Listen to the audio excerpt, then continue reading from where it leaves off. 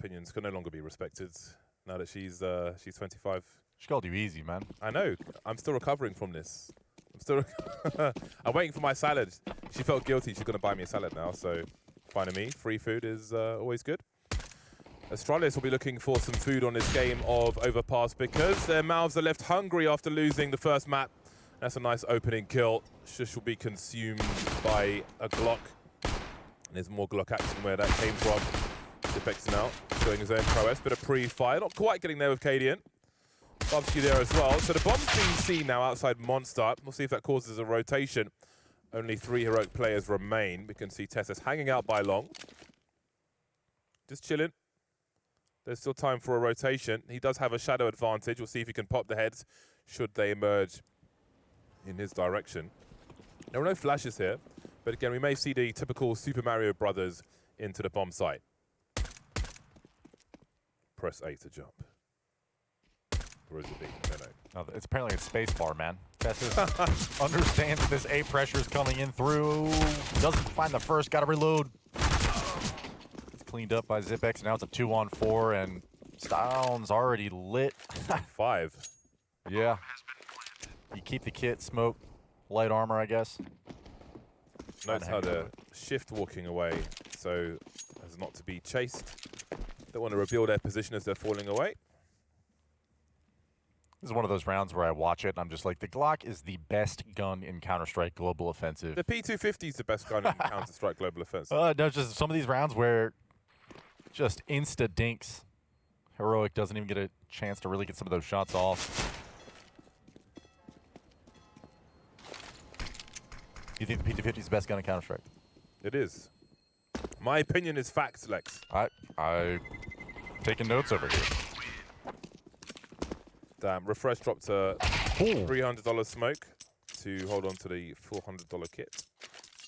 But also to help his mate save his Kevlar, I suppose. So, works out. At least Down is alive. But Astralis will take the pistol on the T side. And let's see what Heroic choose to do. Because it has been the Force by Funhouse in these second rounds. Not just in this series, of course, but practically every series. It's been very rare we've seen the odd eco from a T side for AKs in the third round. Let me ask you this, James. Do you enjoy watching ecos like that from a spectator's POV? What, just fun? The hard eco? Yeah, no, just the Deagle massacre. The hold crouch, spam Deagle. Second round buys. I think that's there's no right answer here. I feel like too many of those rounds are being won. Okay. But I don't have a problem with the Desert Eagle in isolation at the same time. No, me either. I just so it's a weird spot in that respect. Right. I suppose if there's too much, you could make it like $800. That's what I'm thinking. Maybe some price adjustments down the line. Yeah, I do think there are too many Force buys being won at the moment. Like even in this one tournament. Yeah.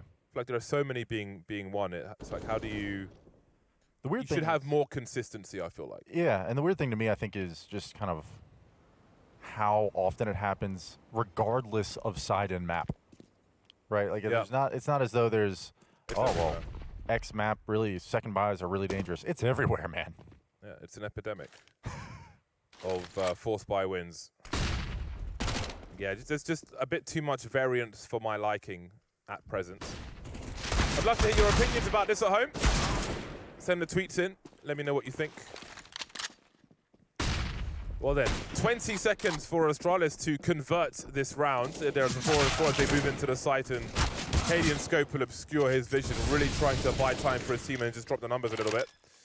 It's a 3 versus 3 now. Refresh just picks up a Galil. Good armor penetration on that if he can find an angle. Oh, that's quite a smoke grenade.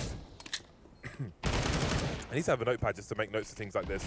Hold on, looks like they'll go for this. 3 versus 2 now as they start to charge through. Dupree, 24 HP, needs to stay alive longer. He's down to the block, rings the bell, but can't quite get there. And hey-ho, we have a Force buy victory again in the second round. Surprise, surprise. It was written in the script. We already knew ahead of time. That's why we were talking about it. There it is, 1-all. And you know what's weird? Like, even getting up into the bomb site, like, Astralis has the numbers advantage. They've got the weapons advantage. They even have some utility. And yet it looks remarkably easy for Heroic, you know, just waiting their time, perfect timing, waiting for a refresh, come on the flank. Well played by him, collecting that a little early in the round. Puts it to work at Flower Pot. Now it's 1-all, and the one thing that I will say as far as force buys on Overpass goes, like, you actually have some options pretty much everywhere on the map to make these rounds interesting. So Astralis forcing back into it, got a CZ, some Deegs, and 2 AKs. Dupree and Glaive carrying them both. Already down to 37 HP, but a big headshot on Acadian in response. I've never landed a frag like that in my life. Never. Man, we got that is quite the angle. Yeah. Up and right like that. It's pretty solid from Dupree. Aim confidence. Just pure reactions at that point. Acadian gets decapitated, and a little bit of a pop flash set up there towards Monster that our observer just caught. See whether or not it's going to come into play, as Astralis still just so patient on this. We'll call it an or a force back in, rather. Just almost feels like a force buy with the way that they're playing it. Or, sorry, a full buy. It is a force buy.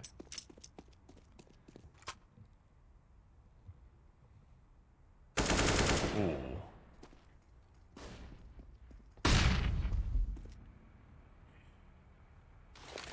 This is the smoke that I remember watching Brolan do all the time when he pushes towards the A-bomb site, playing around with JW.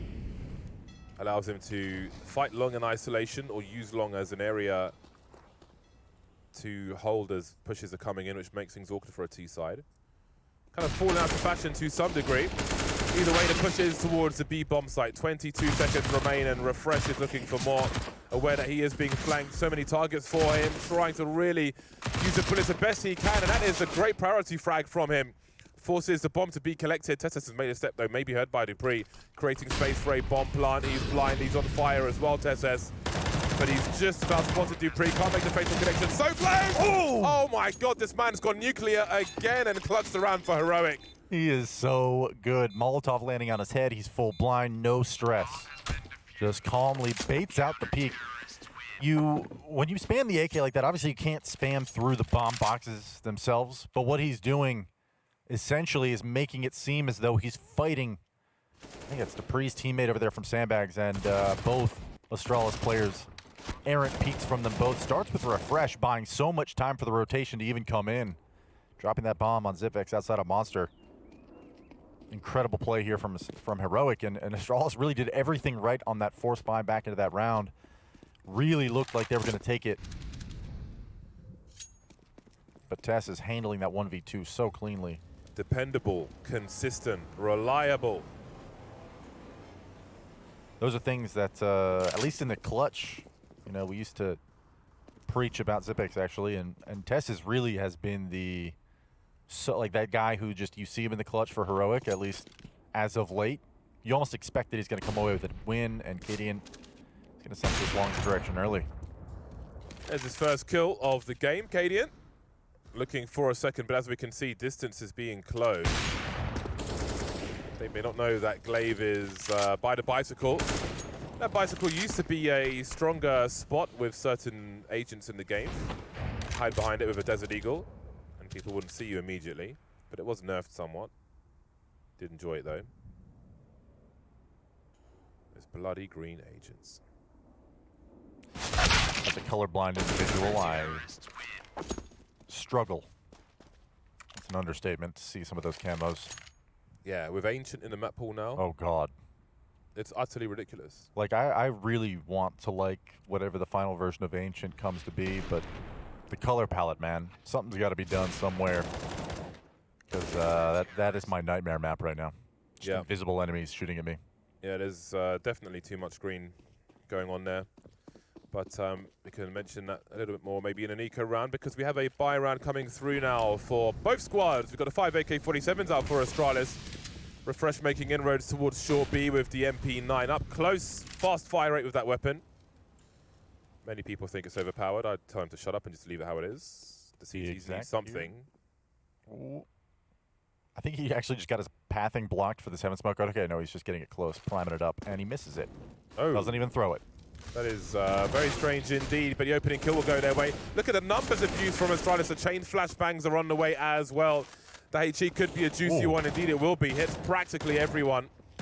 Hits a lot of Bubsky as well. He's out this round. The trades will continue 2 versus 2 as Down picks up another rifle. Cadian will get Dupree leaving through the smoke. Wasn't expecting Cadian to be there with Down's position. Maybe the last place we expected an AWP, but such is the power of Heroic. He can be anywhere at any time. Zipex now has to collect the bomb versus an AWP. That's not going to be the easiest task in the world. He has 45 seconds though, and maybe he'll try and catch Down somewhere before he heads for that bomb. There is the man himself walking down the stairs, and oh my god, that was a robotic one from Zipex. That was the frag he was looking for. That gives him an option now, 1v1. Perhaps he can jiggle and bait a peek from Cadian. He's got 25 seconds, and he may resign himself to the fact that this round probably wins by elimination without the bomb being planted. He's waiting. Wondering about the back now. Yeah, he's waited enough time to make Cadian second guess this. Yeah, and it's actually worked, but the sound cues have surely been heard. 11 seconds, and Zipex being real tight about this one. Goes for the run, but Cadian will deny him. Man, that round starts off. Our observer, shout out to them. They caught the failed smoke from Glaive and 2 kills on that execute coming out for Heroic from that heaven position.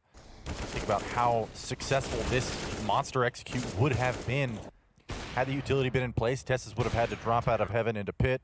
Cadian would have been isolated towards CT lower rather than heaven in the first place, and instead Heroic grabbed their 4th. That's 4 straight for them. So they've got quite a, well, 3-round cushion.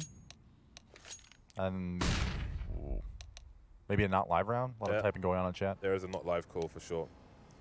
Tick, tick, tick. And we're back.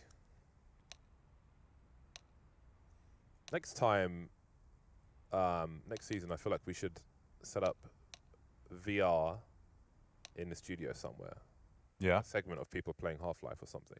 That would be It's awesome. basically a horror game. Yeah. It's kind of messed up. But that tick just sounds very Half-Life to me, you know? Well then, 4 rounds in a row for Heroic. Astralis reset on the pistol. I could be wrong. Maybe I'm wrong. I feel like every pistol there's been a reset afterwards in this series so far. No, there has. Yeah. Even if we're wrong, I'm telling you, it has. Even if we're wrong, it feels that way, and that's bad enough. So, here we go again. The pistols are out for Astralis. Overpass is their pick. Nuke, of course, a stronghold for Heroic. Punished on the sandbag jump peek towards short. The double nades from Monster. It's a nice start. Doesn't get the frag, though, on Stout. Tessa's taking liberties over here towards Fountain. Finds one on a Glaive, and it's really just, I can't gush more about how impressive this individual play has been for Heroic here at Flashpoint 3, and in general in the last 3-6 months, just steady improvement, mechanical master, of course, but just his decision making. Look at this, just handling 3 different angles like it's so easy for him. Bubsky finally answers back with one of his own. 2 on 4, still a weakened player here on Heroic, but a lot of space that Astralis needs to take first before we think about talking about a bomb plant.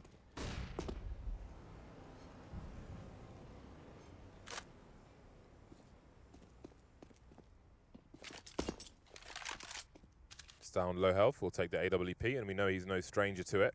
Shout out to Bogdan. Could you explain this Bogdan stuff?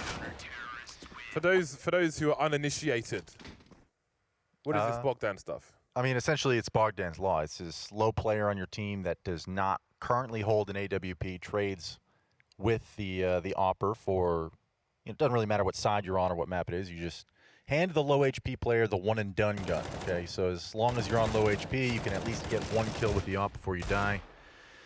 There's a little bit of a backstory here with regards to famous streamer Steel and a... Okay, we'll have to hold the rest of that for a second, because we'll continue it in the next eco round. Great pick from Cadian. Second quest is to escape the situation and get back towards the toilets, because you're very exposed on the run. What a shot. He's able to do that as well. Repositioning completely towards long now, and the timing is going to be glorious. A headshot, of course.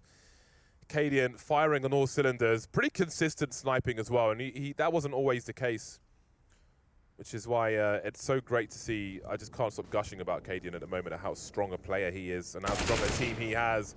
Dupree swinging now, and there's the third one. Wasn't expecting Cadian. He's everywhere. Connector to long to divider. Cadian is in that arse in this round. That leaves Zipex alone now. Oh boy. Look at this. Oh my God. That's just a fantastic round. That is all Cadian. Lead by example. In the last 24 hours, you could absolutely put together a pretty comprehensive frag movie for the man. Just some incredible shots coming out. That's a fantastic round. Yeah. Multiple 4Ks in this series alone. One shot, one kill every time. Sit down. Are we worried for Astralis yet? I mean, there's a lot of Counter-Strike left to play in this map, but I am. I'm worried, James. I should be. I don't know how I feel right now, but I mean, I should be in the sense that, like, what is the way in? What is the way in for them on this T side? I don't know. Ain't it? Cadian and They're just Tessus getting have this slapped. on lock. They are getting slapped with a wet fish by Heroic at the moment. Very similar to their T side on Nuke. I mean, talked about having alphabet plans for Astralis, but Heroic one step ahead at every move. A large part of that is due to Cadian and Tessus, their combo over here on A right now.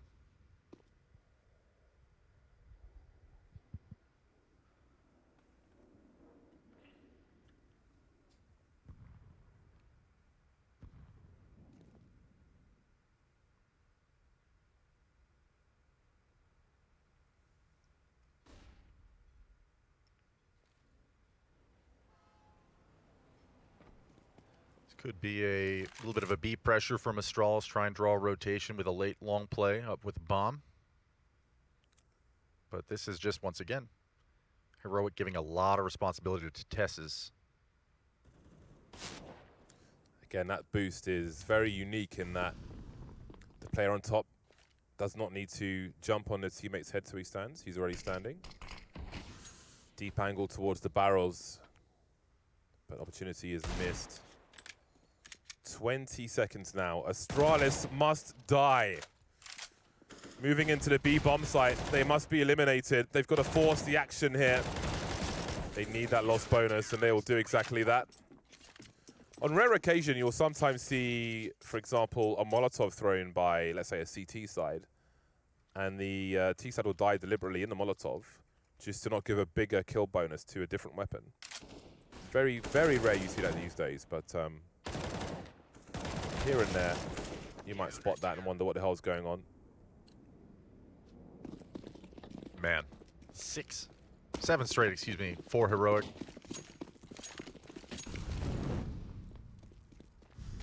Yeah, it's a great start. It is a great start. But we've seen many great starts collapse. But the chain grenades towards B. Cadian could be in trouble here. No, apparently not. Bubsky in a more passive angle. Oh! Oh, I love this one! That Molotov goes on both sides. Goes to the high ground and the low ground, but you never see it with a flashbang. Flash them from barrels, then throw the molly so they don't know they're on fire. They'll stand there and die. That's the play I want to see. Yeah, that'd be cool. Still, a lot of utility getting dropped on Bubsky's head. That's fun to watch. Somehow retaining 66 HP. Man, someone eventually, when they know someone's there, has got to chain that with a flashbang. It's free. Well, I mean, it's not free, it's $200, but you know what I mean. Well, Zipex gets clipped down to 16 HP. The bomb has not been seen by Heroic, and we can see that the bomb is rotating towards B. We have this jail position once again.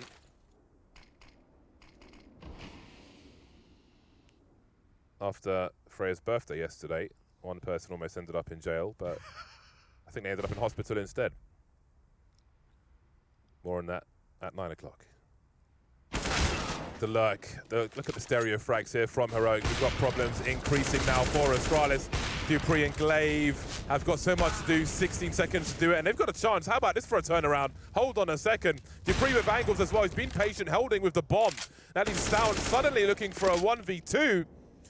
Dupree commits to the bomb plant, stands on the way. Which way does Dupree go? Right with the AWP. Got to go for the quick scopes. Surely! And there it is.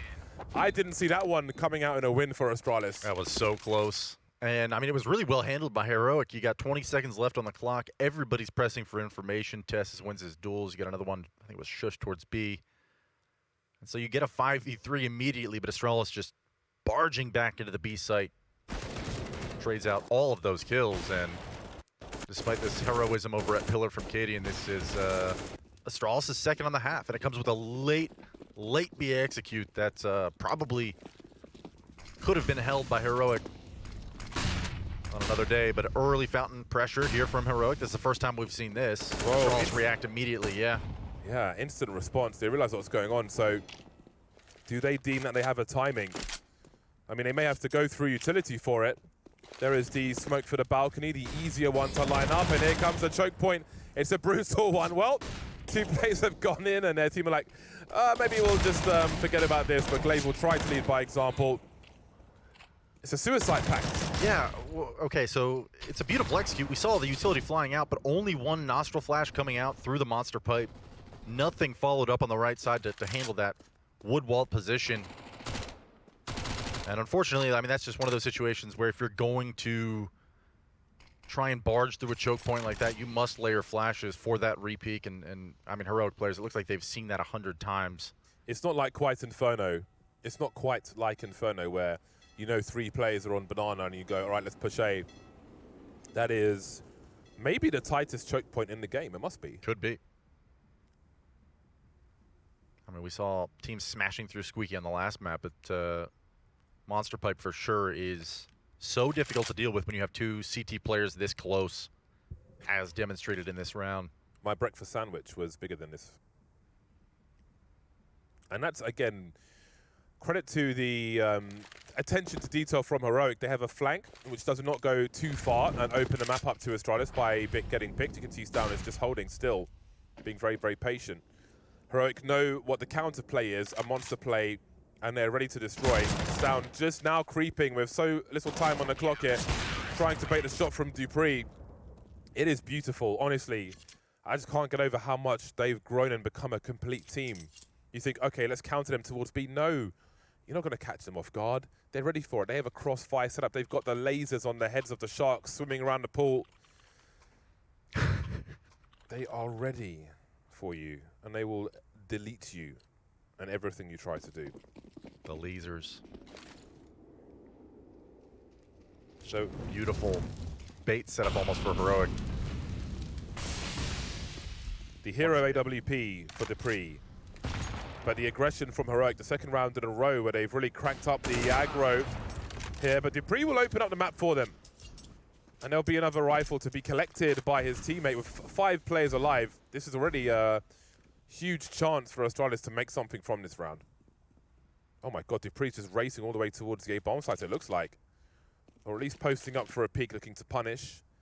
But have a look at Heroic here. Again, we've got the execute towards the B bomb site. Refresh has a tight angle. He'll avoid the flashbangs, but can he avoid getting picked off or traded? Trying to create some space. That's quite a shot from Cadian, but here come the headshots through the smoke. Zipex with the deagle, proving to be a problem again. Cadian can't reposition, and Tessus left in a 1 versus 3. All off of 1 pick from Party, and then chaos can ensue. The bomb, though, is outside Monster. I don't know if Tessus realizes this. Maybe it was the pick earlier that Cadian made. Oh my god, hold on, we're not done with this round just yet. Suddenly things are getting super weird. AWP up top, Tessus short B, the bomb by Monster. There is a lot to play for now.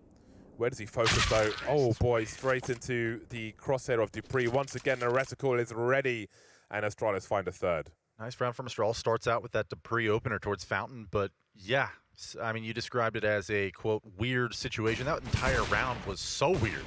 I mean, Astralis executes towards the B bomb site despite the fact that Dupree is all the way up long A alone with an AWP. Suddenly he turns into a lurker, but it's not even required that he makes any impact on the round after that because Astralis banging on all fronts towards B. Once you get out that monster pipe, the Deagles will ring and true, finding their mark through the smoke a couple times there. And so now they've got 3 on the board. This is suddenly becoming an interesting half as Heroic with that monster bank being whittled down to next to nothing, so this will be their last buy. You even have a Deagle alone on the Shush. So potential here for Astralis to run away with a few more rounds if they're able to claim this one.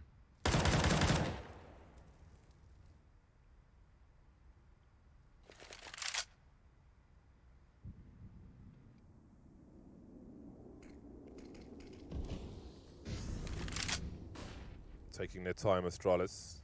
They are no strangers to the clock in an anti-force buy round.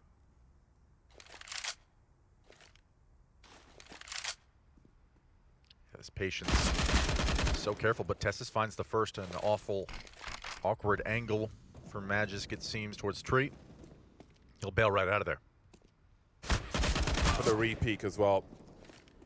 Glaive still alive, and there's a response now. Bubsky opens the door of opportunity to Heroic, it seems. And we've got Dupree trying to make a difference, but he has been spotted by Stan. They could double peek here. Oh, the angles, the trade, it goes the way of Heroic. And now the problems increase for Astralis. Zipex and Glaive, 2 AK-47s. There's an AWP. That is such a huge smoke grenade. The choke point choked off, which puts a lot in the hand of Glaive. That's a duel they don't need to take. Just buy time. Just waste time here for Refresh to swing in now and Shush to drop Glaive as well. Astralis given nothing but pain by Heroic from round to round. It's going to have to be the hard way then. Astralis sent... well, actually, they have a little bit of money to work with. It might be a half buy out of them this round. But that window of opportunity, don't often get it, you know, a couple times in a match, maybe. Chance to reset your opponents, and you go into it with an advantage, but Heroic really just locking things down across the board. So they recover financially, and Astralis running out of room, I think, on the map to some degree.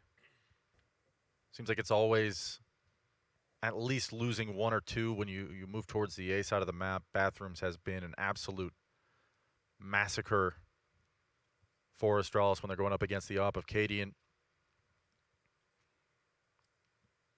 So the B plays have been frequent in this half, but haven't always panned out.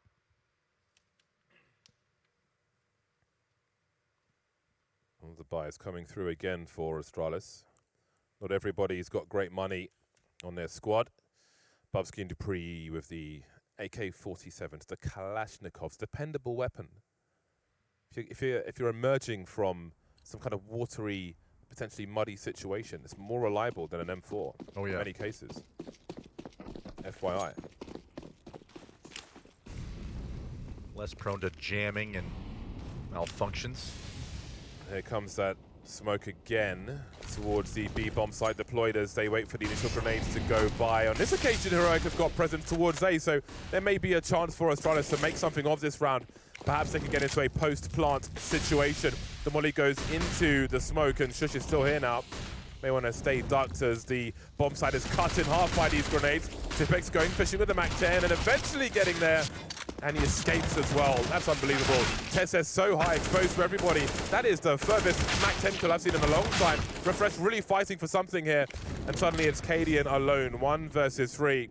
And I think this fight has reached its conclusion as Astralis head towards a 4th round. Zipex towards barrels, just some incredible movement to get in and out of that fight. He finds the first and then long-range MAC-10 sniper frag. You'd love to see it. He saw a shoe. I can't believe the MAC-10, but I guess there was maybe a dink from somewhere else. Someone else, rather. Someone and somewhere else. And I think Astralis benefited from the mix-up from Heroic, having aggression towards the A bomb site. Can't do the same play every round. Gave them a numbers advantage towards B. Cadian will look to make it expensive. Oh, okay. Oh my God. The Desert Eagles again. So there it is. Spoke about it a couple rounds ago, but finally being able to reset Heroic. I mean, Astralis right there, that was only 2 AKs invested into the round. You got a MAC-10, a couple Deagles. And they've gone back to this B execute 2 or 3 times in this game, right out of spawn. Especially once they sense A aggression from Heroic, they just instantly react and push into it.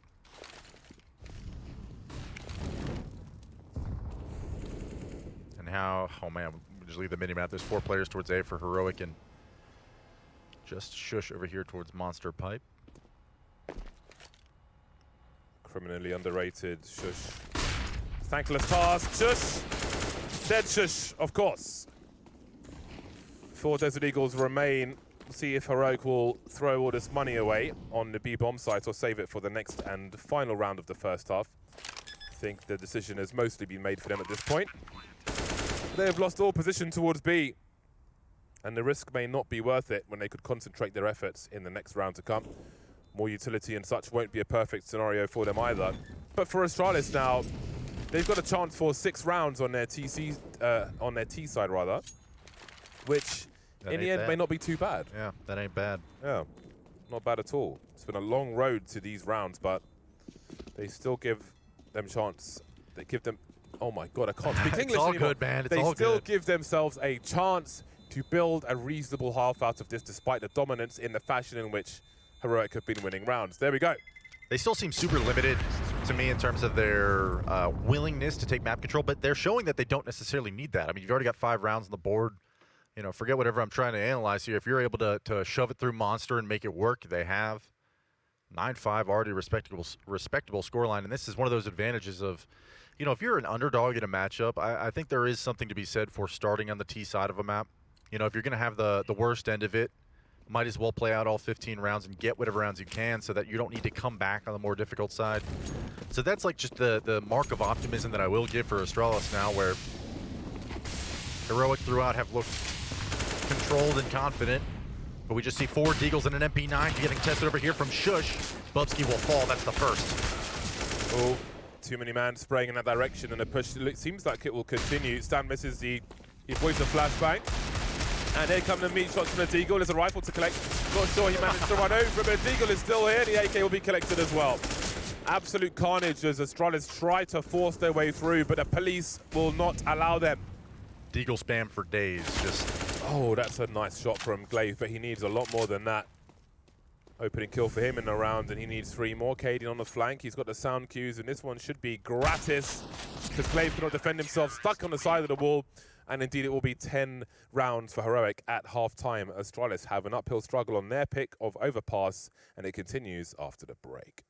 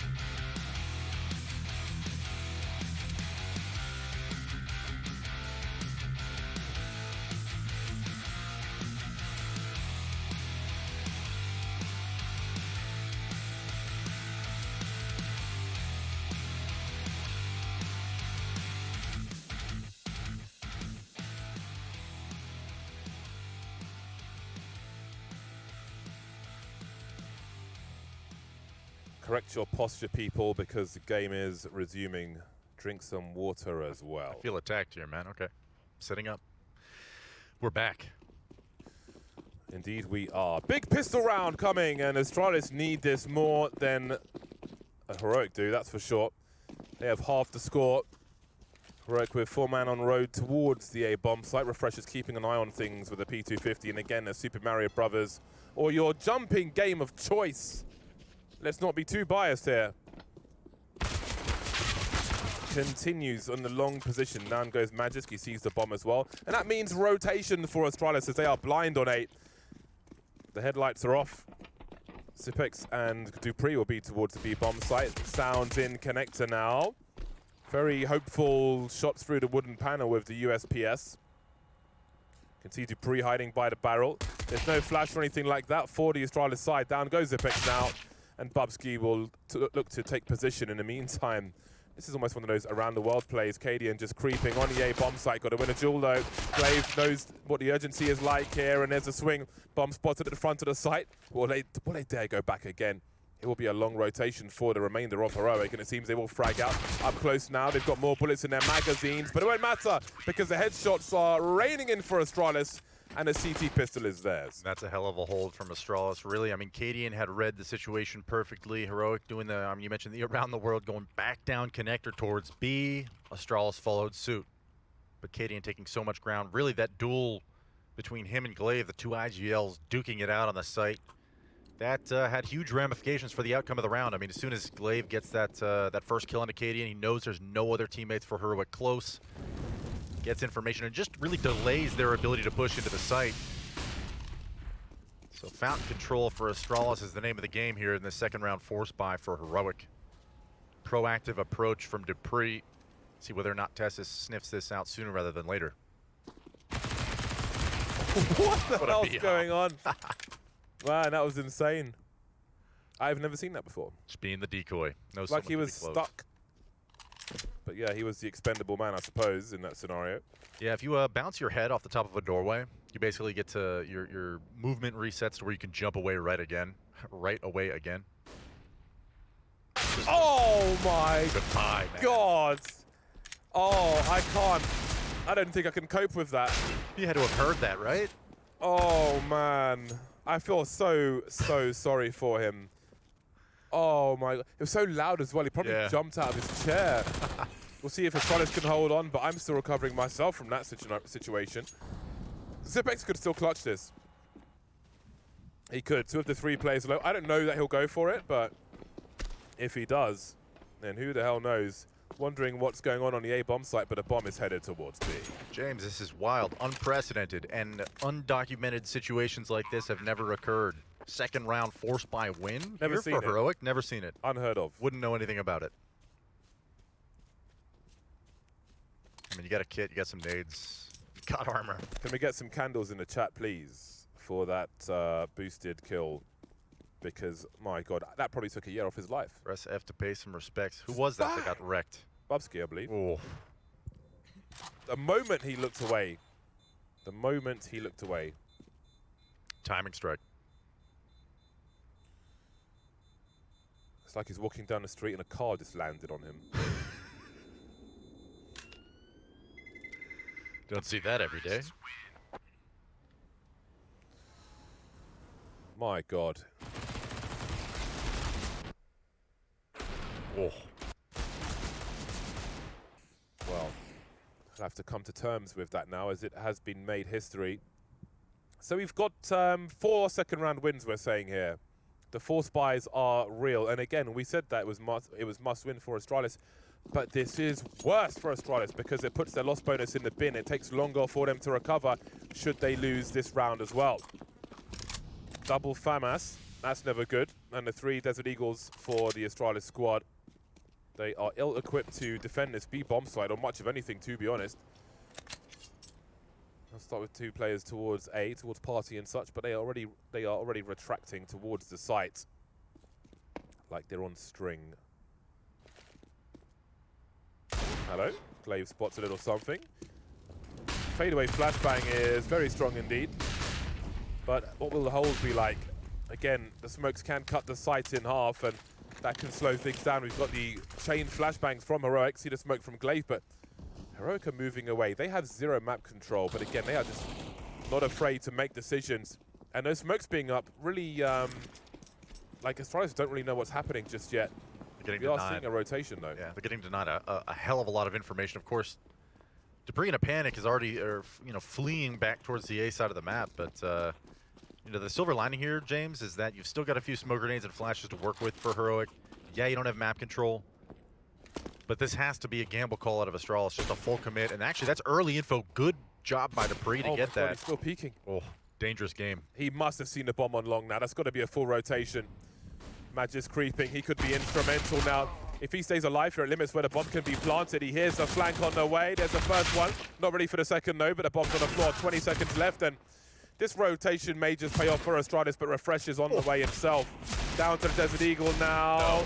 Patient shots, 11 seconds. One more to find. Glaive on the stairs. Not like this. Does he commit to the bomb plant? Going for the fake now. He's got 2 bullets, but he spotted him. 5 seconds. He has the full commit now. Glaive. Oh, just about getting there. And it will be the round from Astralis, but oh my God, the margins. I'm losing my hair over here. Just such a stressful round for Astralis. You have all the advantages, multiple different occasions. Heroic sense it. Elect to go back towards A, and really it's Dupree throwing that extra jiggle peek that almost cost him his life. But what it did gain was the information, as you mentioned, that bomb was over there towards Flower Pot, so rotations fly in. He even gets 2 before he falls, despite being tagged by that scout. Holding that off angle just in the corner of the wall behind Dice. And another force by victory, this time going the way of Astralis. Despite that fact, we've got a massive buy from Heroic. They had recovered some MP9s and a scout in the round prior, so little to no investment. Not too much to stress about if you're Heroic. You still got 4-round cushion. And you've got an op on Cadian, so this is a standard gun round coming out of them. Wild swing from Bubsky. His help is a little far behind, but Zipex is there with an angle. And that's some information for Refresh to pass on to his team, but they're so far back. They don't know what the climate is elsewhere just yet. And with the AWP in tow on Cadian, they'll want to look for some entries. I wonder... I love how quiet they're being. Right? Like, Astralis took all this map control towards B, so you expect a response at A, but they're not giving it to them. They're just playing the contact game. And so this player on A site, I believe that's Magisk. Okay, that's a start. A ring of the bell as well. Astralis in trouble here. Magisk has got 13 HP. It doesn't matter at this point how much information you have towards that B bomb site. Well, I mean towards T-spawn, let's say. We can see Glaive checking short B because connector can still be an issue. In that last round, we saw a full rotation from Heroic with no map control, so they're not shy to do it.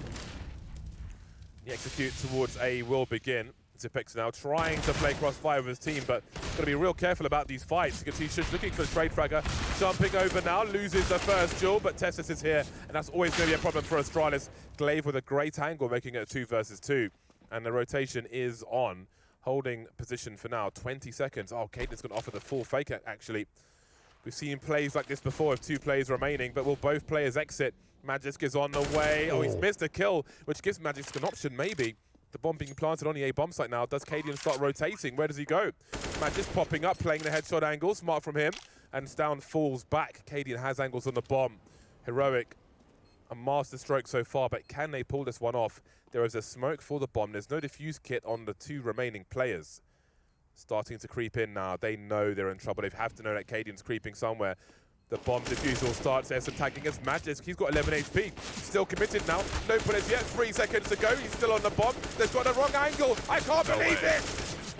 No way do you get a 10-second stick out of that. I don't think they heard the... I think they, the divider player maybe heard the initial stick, and that's why we saw the spray come out, but... They can't believe it either. I mean, you got to know, okay, it's likely that Astralis even has a kit, right? But once that 5-second mark passes, it's almost like, okay, that's a relief. Haven't heard the second tap. Got to spread the jam. He's just putting jam on one corner of the bread. It's He's going the wrong way. A good piece of toast. You've got to spread that jam. Oh, man, that's a big round win. Magisk getting it down 11-8. Narrowed margin down to 3. And again, this is such a scrappy game, but neither team able to establish economic dominance as of yet. Actually, speak of the devil, finding one under Refresh at the beginning of the round here. And that fight towards short, oftentimes on T-side defaults, Heroic do elect, as I mentioned, on Nuke, to give him a lot of responsibility to play by himself. But this is Dupree getting pressured over here at Divider, and he has no idea that Tessus is around the corner, and that's a free A bomb site, James. Yeah, those sound cues are exciting to the likes of Heroic, and the problems persist for Astralis. Out of position now, smoked off and choked off is Glaive. Man advantage now for Heroic on the A bomb site. Astralis could lose everything. How much do they invest into this retake? I think they're thinking about that very quickly as well before they went for that boost. If they lose one more player, they're close to useless in the next round. However, with 3, and things could still happen.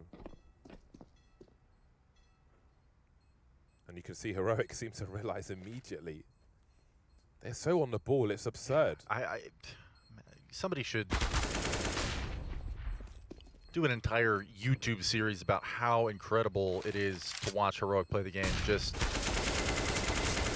oh man, Tessus of course. Who else? That famous Shoxy saying, 5 fingers of the same hand. That is exactly what I see when I watch Heroic play. Just so impressive.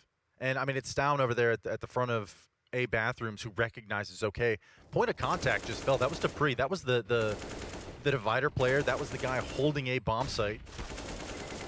You know, there may be a disjointed presence over there towards long flower pod, or even rotating quickly out of B heaven, but nevertheless, he's able to just quietly walk up, creep up onto the A site.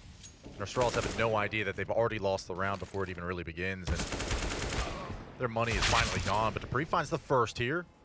Refresh a lot of damage into him as well. Oh, and just follows up with another one on Tessus. The crab walk forced his way out of the seafood restaurant. He'll put Heroic on the plate. It's already awkward. There's just like a lack of stabilization for these squads. There's no comfort. It's like when you're at your aunt's house and the sofa's got a plastic on it and you move around. I know exactly what you're talking about, which is why that's so funny to me. It's I've got one of those relatives that everything is just constantly being kept clean. You know what this kind of smacks of to me? This reminds me a little bit. I think I got to cast that game between Big and Sprout. Just every other round is a force buy, just an absolute brawl, a mess of a game. And right here, I feel like this Danish showdown has delivered in that regard. The problem is, because they're walking, at some point they're going to walk into an angle and someone is probably going to die or get tagged with a scout, which will lead to their demise later on. But Heroic have been good. Remember Nuke? They were good in these kind of situations, holding on to things. That may not be the case, though, here on Overpass. There's a flank from Magisk, and it even gets worse for them. Shush now is surrounded, and Refresh can't particularly help him. He's risking losing the AWP. There's a jump peek and a punish. There could be 4 rifles in this round for... Oh, no, they can't be because they dispose of some, but there'll be a bunch of booty Loot. for Astralis to take from this round. The loot box round there. Back and forth we go. They're not giving up on this. But the problem is, for Astralis, even winning this round, if they continue to trade rounds, Heroic are still 3 rounds ahead of them. Right. So it favors Heroic as long as they continue to go back and forth. Magisk, who actually came into this half with only 3 frags in the half prior, has gotten, I think, a 3K and a 2K on these force buy rounds with the Deagle in hand, and that has just been enough to propel Astralis back into the driver's seat of this half. But again, as you mentioned, trading these rounds is going to limit their benefits moving forward. They need to string some of these rounds together.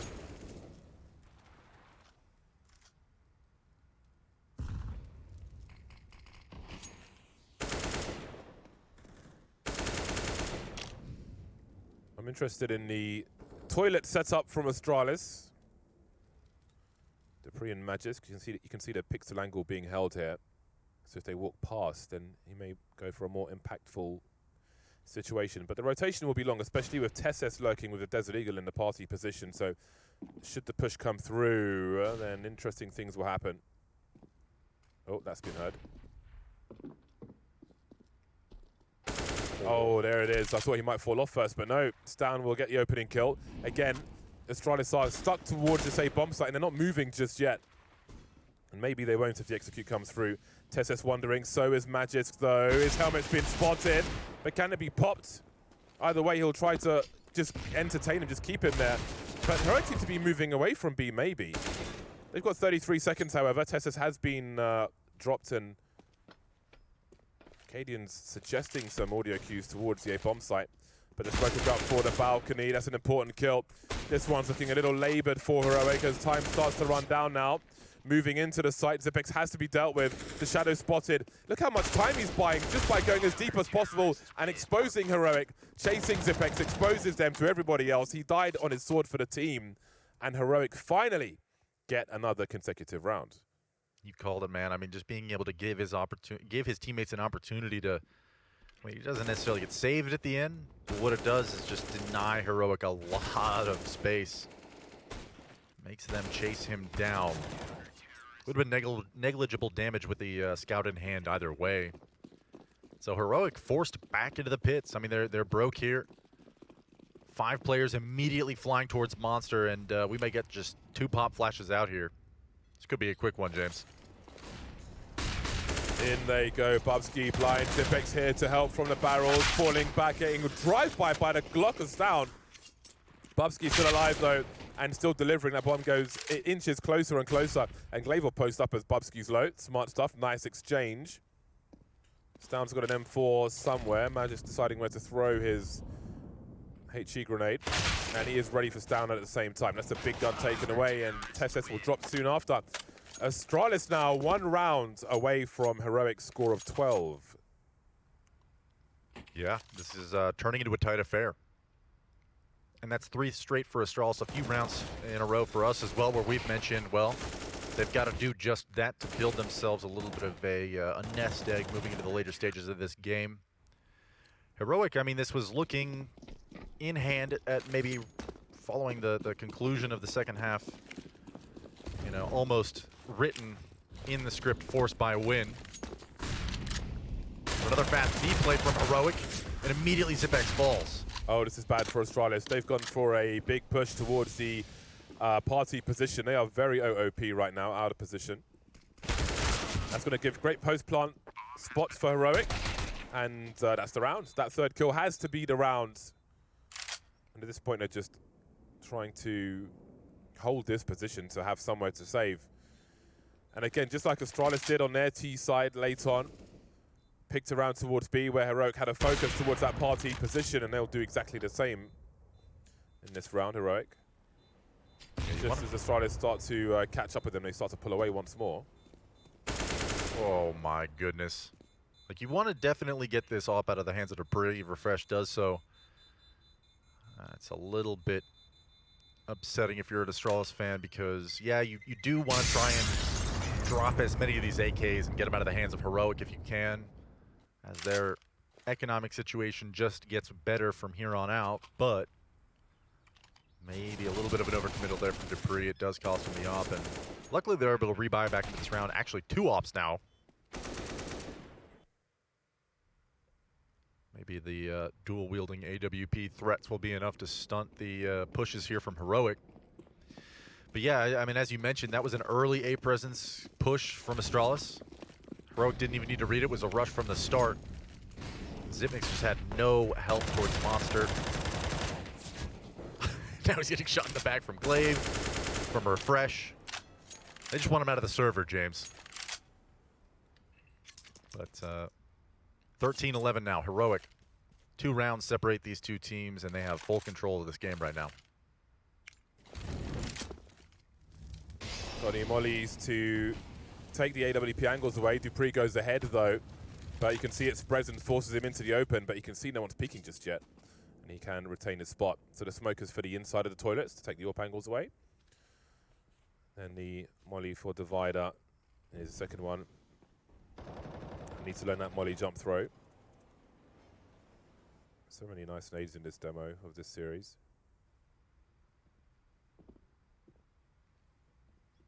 See Dupree falling back now. So we can catch people coming in or going in or coming out of connector and swinging around the outside of the toilets. There is a... so this is... normally you would be in the elevated position. You can hop on the thing behind, but that might be pre-fired. Moving into battle sniper mode. Hasn't seen the shadow just yet. He's got 2 coming his way. The pre-fire is on the way, and there will be a trade from Refresh. That'll be important for position. But Madness looking for the 3rd one. Done a lot of damage now. We've seen many Deagle kills from Zipex already, and he may be looking for another one here as he's got a Deagle and 24 HP. Glaive moving forward. Spots one of the 2 players. What the hell just happened? He's got a molly up and a HE4 divider. Refresh may go straight into it. That's 50 HP gone just like that, but both these CTs are in the red. How do they hard body this bomb now? You can see Glaive post up with the AWP. Will there be a jiggle from Refresh? He's probably expecting an M4. No one's on the bomb just yet. They don't have a defuse kit either. Not peeking. They're lining up for him. He's got the right kill, and that will be the 14th round. Does he have it? This is going to be real close. Hold on a second. I don't think he's got it, but maybe he does. It's going to be a close one either way. Oh, he's got it! No way. Didn't have a kit on hand, and somehow that defuse kit, maybe there was just the two of them at front bathrooms. I thought the round was over. You saw the side from Magisk. Yeah. My God. Wow.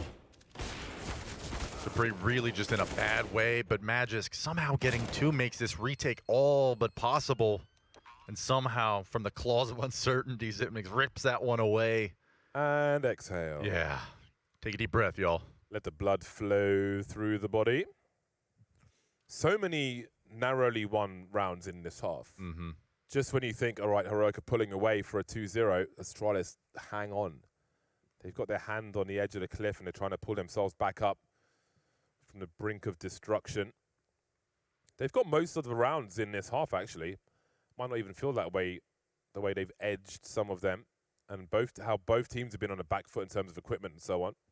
Yeah, it feels like 2 or 3 different times Heroic has reset Astralis, and it's like, wow. Now they're set to run away with this. Everything's going to be great for them. They'll close out the map. Instead, really, really impressive stuff from Astralis in these really clutch situations. Obviously, they're a literal clutch situation where Zipex closes out the 1v1 against Refresh. Almost made a hero play of his own. Instead, we'll get full buys pretty much out of both teams. Famas and an MP9. On the side of Astralis, but Dupree does have this AWP in hand and a lot of information towards AR already. Cautiously, though, Heroic is stacked up behind the smoke and just waiting it out. Look at the information that they're denying just by chilling right now. Imagine if a nade landed there. That's an HLTV rating The boost. brutality of it. Sometimes you see them after the Molotov that's thrown, but not on this occasion. So you can see Heroic are changing the pace. They've been keen to throw a lot of junk towards the B bomb sites at the beginning of rounds. And again, you have these grenades to take the AWP angles away, which also takes information away. And we can see maybe Dupree falls back to that spot again with the little planting area. And here comes the swing towards that B bomb site. That's a big headshot. Not sure if the bomb has been spotted just yet, but there is some rotation from Astralis. Readjusting now to 4 versus 5. They've had to dump a lot of their utility to hold on to potential pushes. Oh, this could yield quite something. They're lining up in a perfect place for them as well. Magisk, not sure if he spotted a player towards short, but that is quite the response. They really needed that as well. Suddenly it's 4v3 favor of Astralis, but we could see a developing situation here. Tesses, does he pick at the right time? He does. Big headshot. There's one by the truck. Hasn't seen him just yet as he goes towards the bank position.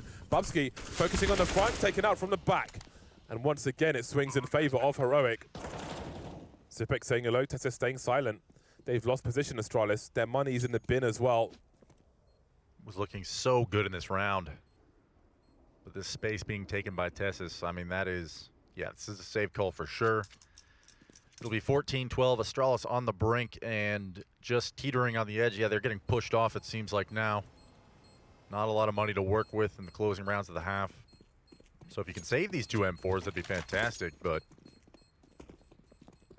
I mean, it really starts over towards short. I don't know if Glaive was getting pop flashed in, but when you go down 5v4 that early in the round, it seems like Heroic just has so much room to maneuver, and Dupree just getting timinged over there towards long.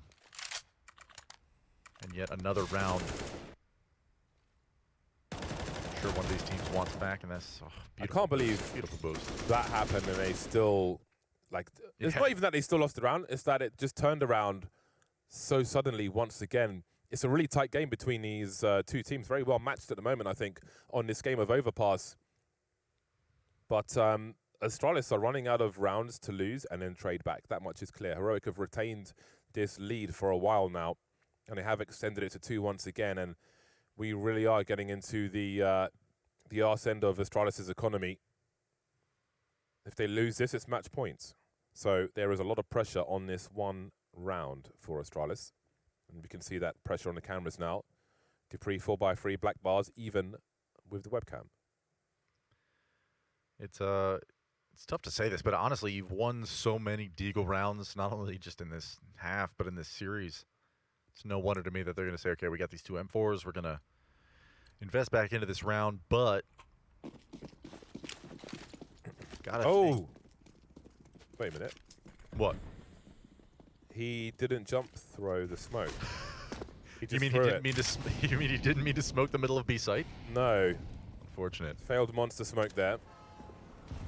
Not what Astralis needed at this point. That may make them nervous. However, there is no push towards the B bomb site. As we can see, the presence is passive to some degree around the playground to start. Looking for a play from Astralis. They don't get one, and they head towards the Old Faithful. They love the smell of ammonia and the sewage, Heroic, and they look for it once again as they head over to this B bomb site. Refresh crawling back somewhat. Some legs spotted now. We still have Astralis in forward positions around the toilets on the A bomb site. And Heroic can go back and forth, but here comes the push into B. 4 versus 3 now. We've got huge problems for Glaive the Desert Eagle. Or do we? As he gets that kill, Magic is dropped. There goes Glaive as well. Lots of G's. Dupree now 1 versus 3, but not for long. He'll be put out of his misery by Heroic, who make it to match point on Overpass. That's so tough, and I can't tell whether or not this is Heroic outplaying Astralis across the board over there on the monster end of the map, but it does seem as though, maybe it does, I guess, start with the short control kind of collapsing. Magisk does trade it back out, but Zipex is left all on his lonesome to hold monsters so often. It's difficult to discern whether or not it's him playing on an island by himself unnecessarily, or if Heroic are doing a tremendous job of isolating him, but he's taking these 1v2, 1v3 duels sometimes over here at B, and it has just not worked out ever, to the point where Heroic just know that they can hit it late in the round. There's a nice start, though. Refresh gets taken out early. Of course, this is potentially the last round of the game. You've invested everything into it, Astralis. 3 Desert Eagles, an AK, and a Scout. All you can really speak for. Cadian, though, answers things back for Heroic. Now we got a 4-on-4. A lot of damage dealt, though.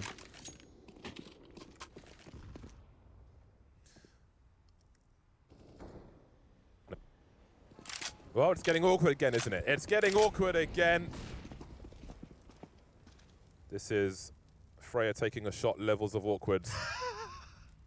It's probably going to end in disaster, one way or another. Disaster if Astralis lose, because the match is done, and maybe disaster if Heroic lose, because the money's going to be all over the shop, and they haven't closed it out when they've had a great opportunity to do so. 39 seconds now as they continue to creep. Dupree could have a strong flank here. We'll see how long Cadian looks for it. Holding things down as he can have 3 men approaching the A bomb site. He starts to rotate now. Magisk with 1 kill. I can see the flank on the radar. Dupree catches Cadian. Can't deploy his grenade either. And there will be another trade. 19 seconds now. The bomb's in the front of A. Bubsky's on the way. Glaive to try and clutch for Deagle and or a Scout. Molly's at the back. 10 seconds. Someone's got to commit to this bomb plant. How much is clear? Tessis now 13 HP. It's going to be a disaster. Surely it is. They're lining up for them. And here they are, Astralis, not done with this round or this game or this match just yet. Somebody show me the stats. Somebody show me how often Astralis has been able to win these force buy rounds just off the back of their Deagles. I swear Magisk has a 100% conversion rate on his first bullet out of his Deagle. It's impressive how consistently they're delivering on those kinds of rounds. But right here, you invested plenty into it.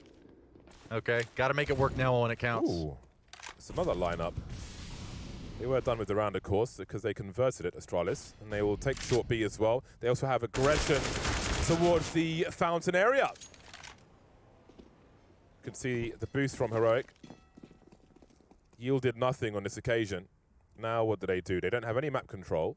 You got 2 players towards playground. You've got Bubsky pushed all the way up under the terrace side of the ladder.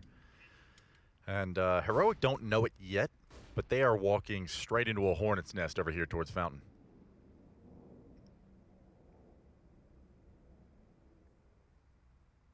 This is outrageous. Jiggle peeking the playground. Glaive now down to the Deagle. And it seems that momentum is in favor of Astralis now. They're going to have nothing left for this last round, Heroic. Nothing at all. $2,000 per person apart from Stown. This is a disaster. Glaive taking over, really. I mean, we've seen 2 or 3 different times Astralis kind of investing a lot of resources into a fountain push. Glaive willing to take the duel.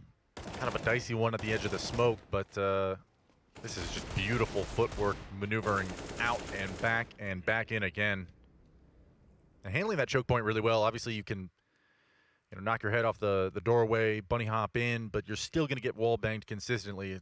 That wood wall is paper thin, as demonstrated. And to me, that's just a beautiful response out of Astralis. There's these moments when Heroic in the mid game are maybe even at a player advantage, but even when they have economic control, they're so confident they're just going to go back and contact somewhere and trade out the kills when need be.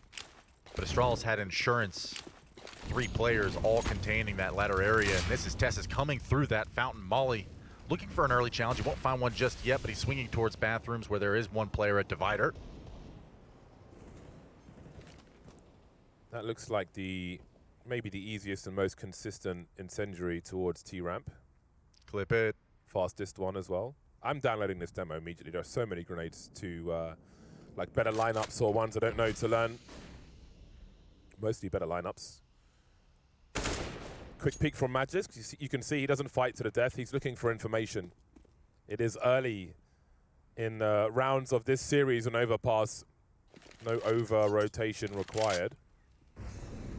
Although, as I say that, it might actually be an over rotation because we've got a 2-man push on long, but maybe playing against time, expecting Heroic to run the clock down.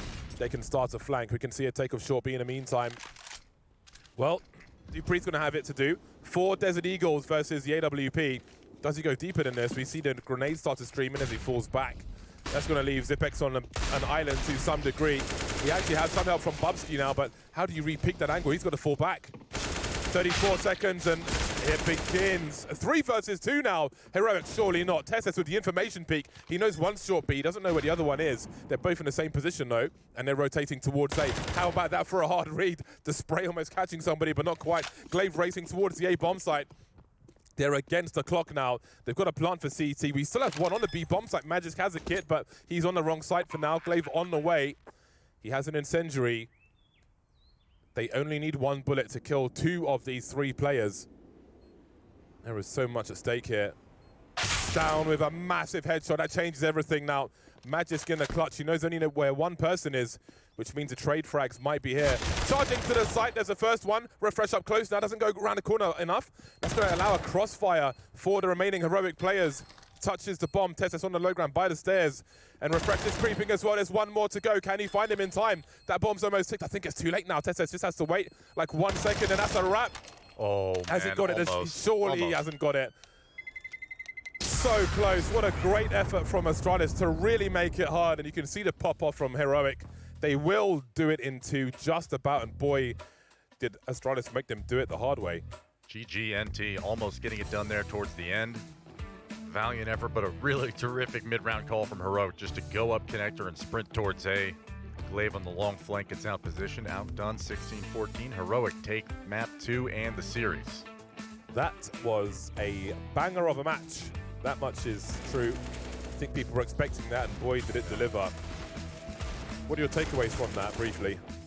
Astralis honestly came into this matchup a little bit stronger than I even anticipated.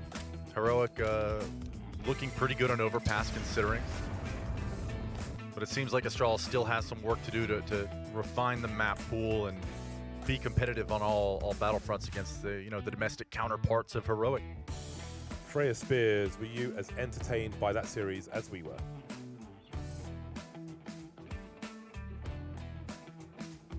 seeing it off. We were running through from the green room when it was the scoreline hit, 15 rounds for Heroic. And man, Astralis nearly bring it back.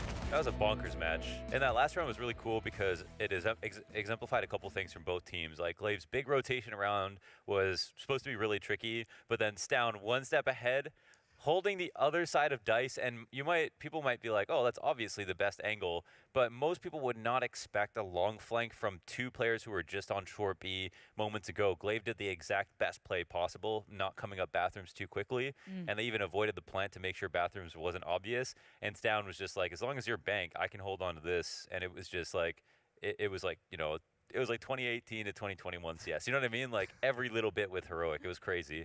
Close match, though. It really was.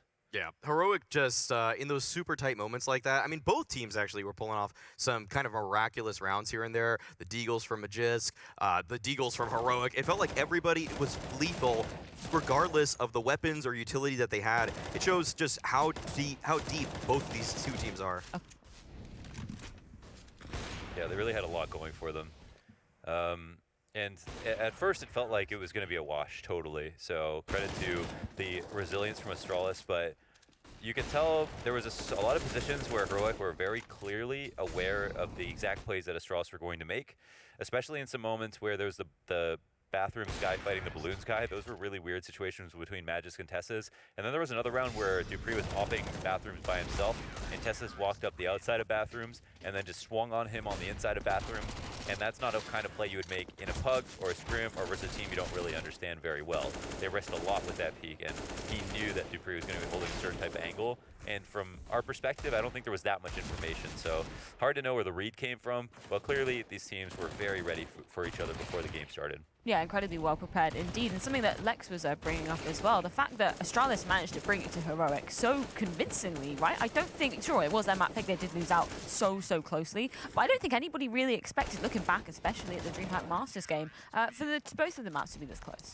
Yeah, this is kind of not, like, this is surprising because Astralis were pretty weak just the other day against Mousesports on their CT side. They had so many difficulties handling the aggression from Frozen, the mid-rounding from Dexter, but for Heroic, they had a better beat on them. They understood what it was that Heroic were doing, but the thing is that it's so difficult to do that because Heroic are such an active team, and that's what I want to give Heroic the most credit for on their CT side, is that it feels like every single section of a round is outlined completely by Heroic, that they make a 7-star plan in every single round as to what is supposed to be happening, who's supposed to be moving where, how we're going to set up those kinds of plays. It feels like Heroic right now are one of the most active teams around in modern CS, and they also have so much skill on the roster top to bottom that they can set up any player. It's not just a constant support player.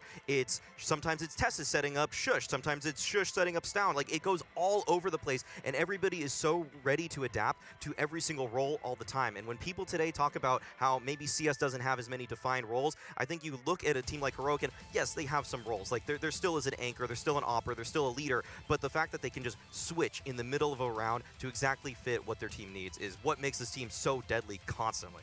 Yeah, it's a hugely versatile mix of players coming into it as well, and it's something we were setting up in the pre-game, saying that any single one of these players can be popping off, and once again, we see this happening throughout the entire series.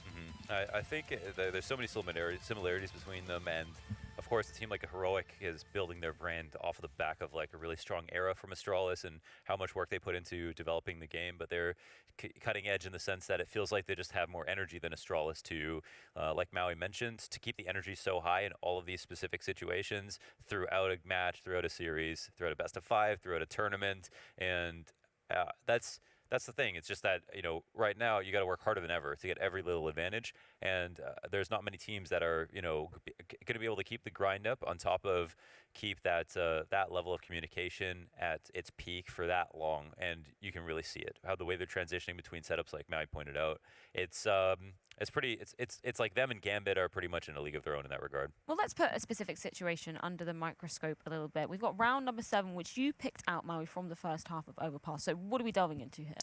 Yeah, so I think if we just get into this one, we'll see that, if I'm not mistaken, this is when Heroic were doing...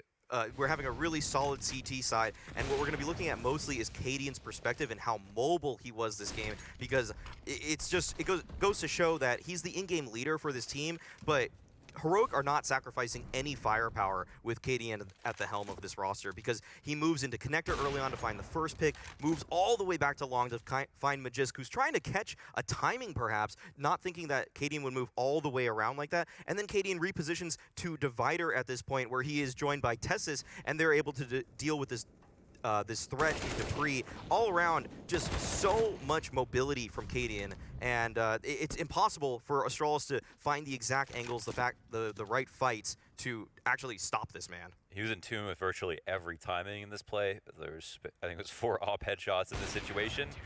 And as soon as he started walking, there was a threat that was also walking towards him, and that's just how much of in the flow state that Cadian was this game. Yeah, and we saw them getting a huge streak of CT rounds as well. Was there anything that you were really looking at from Heroic that allowed them to be cementing those string of rounds together? That was huge. I mean, he was nearly at the top of the scoreboard. Tessis had another series, back-to-back series, I guess, versus Astralis, where he just completely farmed them, and I think that was big too. They were getting outclassed. I mean, I hate to boil it again down to frags, but Magisk was 3 and 13 in the first half and became a lot better in the second, but that explains the first a lot. Well, we can take a look at a particular moment that's featuring Magisk, round 26, I believe it is, which starts off with a string of kills from Magisk, but Heroic, they do manage to turn it back in their favor. Yeah, this is Magisk kind of getting back on the wagon here with this nice 2K spray down, not wasting a bullet, and then this is where the round actually, should pretty much be over. That much information, those 2 kills that quickly. But look at Heroic. They're already thinking about other things. They throw this flash towards B. They're trying to pull a rotation. Tessis waits for a timing here, and it looks like, oh, why doesn't he get opt? Well, his teammate at Bathroom pulled focus so that he could take that peek, and Bubsky was stuck on the truck eventually, only to get cleared. And this is Heroic just one step ahead. And you can see that not only do they get these kills, but they're already moving ahead with the next part of the plan. The smoke and CT is coming after Tessis gets his first frag. They flow into this execute in a way that makes it very hard to, even if you play perfectly, to get ahead of. Yeah, I think that kind of Dexter was alluding to how Mousesports play this sort of loose style, and I wouldn't say that Heroic is maybe loose, but it just feels like they always know what's coming next, and they don't have to worry about maybe every single smoke being perfect or every molly just being is part of an execute. They're willing to take those dry peaks from time to time. They're willing to give players like Tessis that kind of space so that when he thinks there's an opportunity, he can just take that timing and look for a fight, and it's supported by the fact that not only does he have incredibly high skill, but they just support it just enough, like how Launders was saying. There was a little bit of a distraction there in Bathrooms, and on top of that, there was a huge play going towards B, so Astralis probably thought it was going to be a B hit the whole time. All in all, both Heroic and Mousesports right now are doing so much all over the map constantly right now that it's very hard to get a true read on what they're doing round to round. I don't think it would be doing this map justice without delving into round number 30, the final round to be cementing this one out, which came so incredibly close. Yeah, this felt like me, you, Freya, and Maui standing here at the desk watching this round was like just hanging out on the couch, watching a game, and it was just so exciting, like just absorbing all the moments, but it was just so visceral and reactive.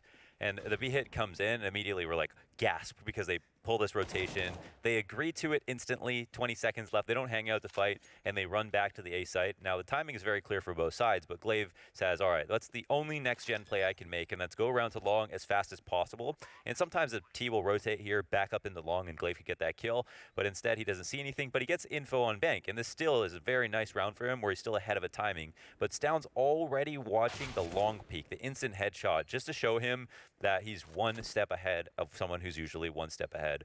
And now it's Magisk in a very nice attempt in a 1v3. Yeah, Magisk actually almost pulls this off, but I love that Heroic in that situation not only were able to breach that B bomb site, but the fact that they decide to rotate towards A is, on top of that, just such a call that just ensures you have the best odds in this round, and perfectly played by Tessis, by the way, only giving just 4 seconds left for I mean, he waited until there were 4 seconds left on that defuse. That was just really well played to close things out for him and Heroic.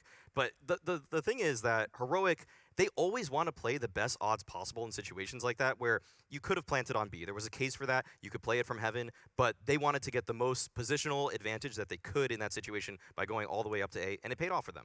Well, we can check in with one of the Heroic players as we have the lovely Tessis on the line for our winners interview. First of all, huge congratulations, man. That was such a tense last round to be closing things out on. Can you walk me through what was happening there? Thanks. It was a really intense round.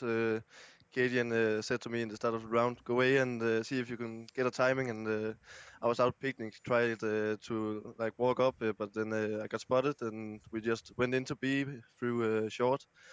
And yeah, we got the side. I saw one coming from behind, and we just all agreed on to just rush up A and take the after plan from there. So yeah. Tessus, I'm curious how you have such a good read on, because you're sometimes that solo player towards A for your team, and how do you know what Astralis is doing? Like, are you putting in the work by yourself? Are you doing it with Hunden? Are you doing it with Cadian? Like, what's combining so that you can have such great game sense on that position? Well, Hunden is doing a lot of preparation, which helps me a lot, especially on Overpass A, because he shows me all their setups, and I also look at some Shadow GG and yeah, watch their setups and how they like to play on A. So yeah, a lot of anti-strategy that yeah, it's really helping on that side. Tessus, I got kind of a bigger question for you because 2020 was a fantastic year for both you and Heroic, and now you're really at the focal point of desks like these and a lot of the matches. The stats tell a great story. Anyone with eyeballs can see that you're really becoming like even better than you were last year, and maybe more versatile with some of the new kind of positions you play or the way you play them. In coming out of 2020, that was already really impressive because of how fast you rose. But now you guys are so established, it really begs the question. Did you always feel like you were cut out for this level? And what was it like to play so many top teams in such a condensed period of time and play into 2020 and keep it up? Well, I've always thought that I would make it to the top at some point, and my goal has always been to dethrone Astralis on another team, and that I have accomplished. So that's really nice. And I have just worked hard every day. I play DM every day, 30 to 40 minutes every day. Like I don't skip any days. So I have always thought that I would make it to the top at some point, just to grind every day. And yeah, that's just what I do. I have another question about your mechanical training, Tessus, because I think it's actually just safe to say at this point you have one of the best sprays in CS:GO right now. Are you focusing on that in particular when you're DMing, or are you going into recoil control, like that aim map or anything, or what's the secret? I need to know. Well, yeah, I watched Elise YouTube video the other day with the recoil master and everything. Yeah. But the funny thing is, I did that I did that workout, what you would call it, a year ago with the recoil master and everything, and it really works. But right now, at the time, I don't like go for the crazy spray transfers in DM. Most like go for some tracking and yeah. Like first bullet accuracy. So my spray is not the best right now, but Could have fooled me. Yeah.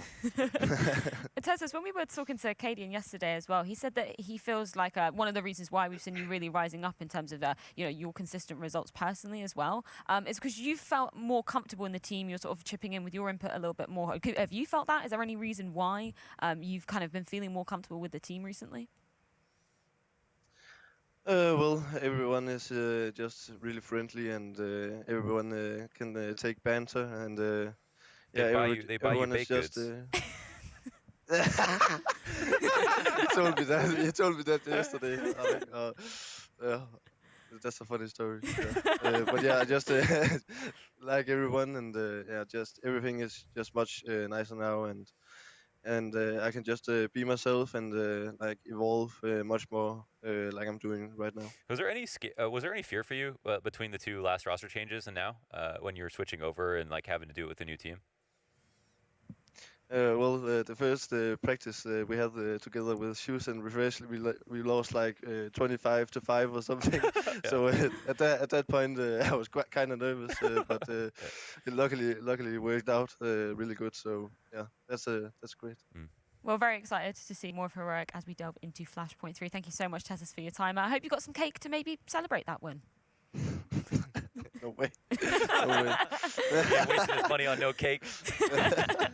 Well, maybe somebody sends Tessus some cake if they want to sure. celebrate properly. I think that's how you celebrate a win, right?